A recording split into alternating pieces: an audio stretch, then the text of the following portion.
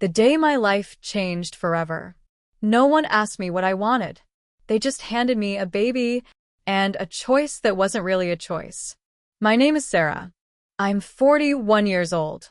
And this is the story of how I became a mother overnight, and how, 19 years later, the truth finally stood up for me. I was 22 when everything fell apart. I had plans. Real plans. A full scholarship. A future I had worked for, sacrificed for, dreamed about for years. I was supposed to leave in 3 weeks. 3 weeks. That's all that stood between me and the life I had built for myself. Then my parents called me into the living room. The tone was serious. Heavy. The kind of silence that tells you something is wrong before anyone even speaks. My mother's eyes were red. My father looked distant. And my younger sister, Aisha, sat there with her head down. "She's pregnant," my mother said. Just like that. No warning. No softness. Just the truth dropped like a stone. I remember blinking. Once. Twice. Trying to process it. Aisha was 16. 16. "Who's the father?" I asked quietly. Silence. "She won't say," my father replied. I looked at her. She didn't look back. That's when I felt it. Not anger. Not yet. Just the beginning of something heavy. "What are you going to do?" I asked. And that's when everything shifted. My mother reached for my hand. Tightly. Too tightly. "We need your help." Those 4 words changed the course of my life. I frowned. "What do you mean?" My father finally looked at me, straight into my eyes. "If you don't take the baby," he said slowly, "we'll have to give it to strangers." The room spun. "What?" I whispered. "There's no other option," my mother added quickly. "We can't raise another child. And she's too young." I stared at them. Then at Aisha. Still silent. Still not looking at me. "You're asking me to raise her child?" I said. "No," my father corrected. "We're telling you." And just like that, it stopped being a request. It became an ultimatum. Take the baby, or we give it away. I felt my chest tighten. My dreams. My future. Everything I had worked for suddenly felt fragile. "I have a scholarship," I said, my voice shaking now. "I'm leaving. I've planned everything." My mother's grip tightened. "You can defer." "For how long?" I asked. She didn't answer. And that's when I understood. Not defer. Not delay. Give up. I looked at Aisha again. Still nothing. No apology. No fear. No responsibility. Just silence. "Say something," I whispered to her. "Please." She shrugged slightly. "I don't want the baby." That was it. No emotion. No hesitation.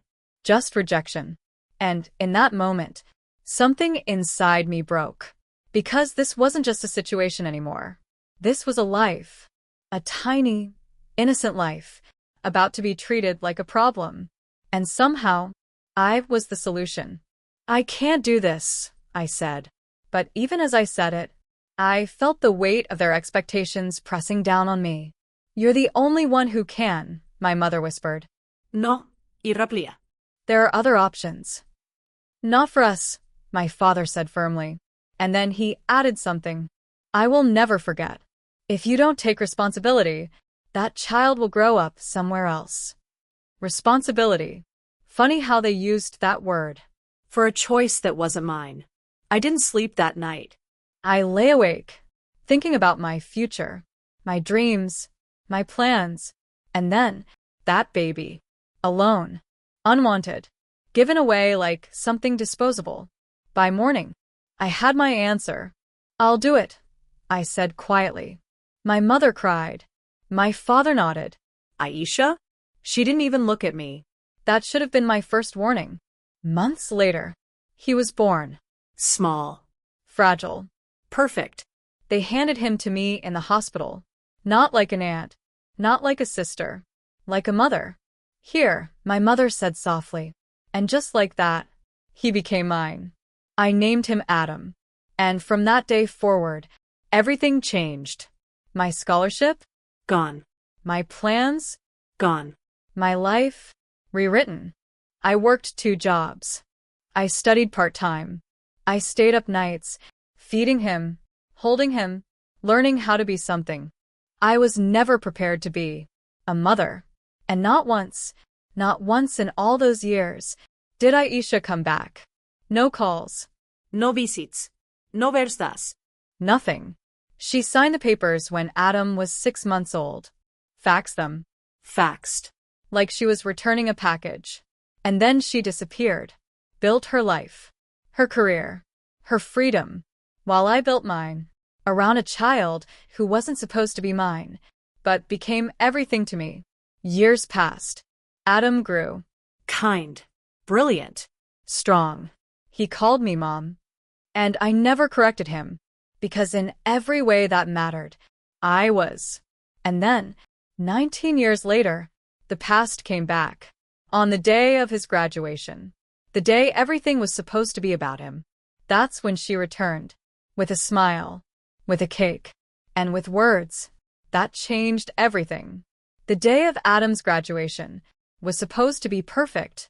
The sun was soft. The air was warm.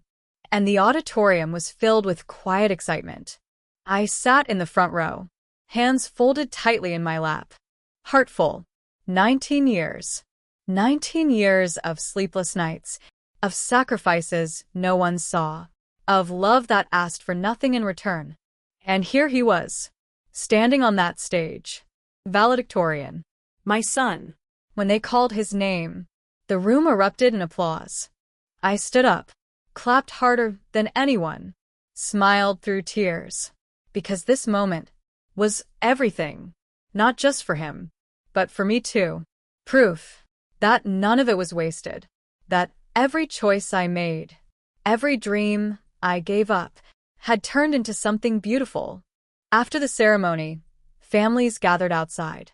Laughter, photos, celebration. Adam walked toward me, cap slightly tilted, smile wide. We did it, Mom, he said. We. That one word meant more than anything. I hugged him tightly. So proud of you, I whispered. And for a moment, everything felt complete. Until I heard a voice. Oh my God, look at you. My body froze. I knew that voice. Even after 19 years, I knew it. I turned around.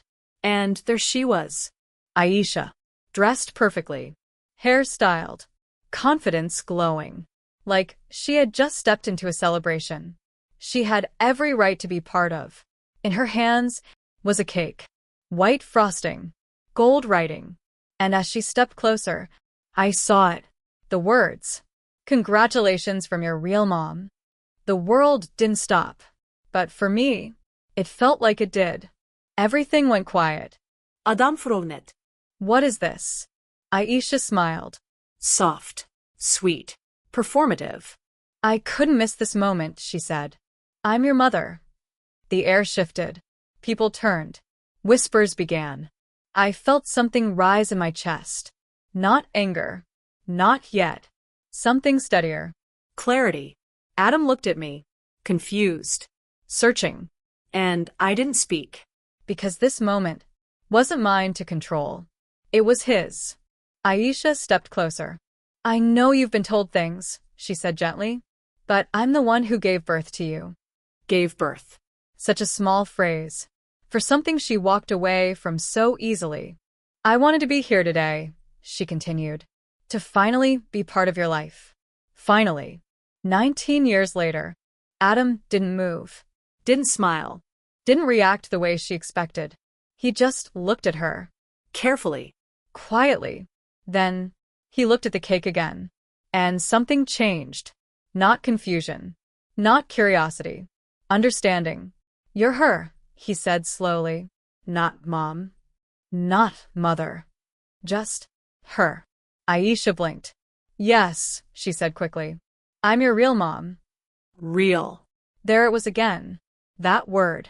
And this time, it didn't land the way she wanted. Adam nodded once. Slowly. Then he asked a question that no one was ready for. Where were you? The smile on her face faltered. What? She said softly. Where were you? He repeated. On my birthdays? Silence.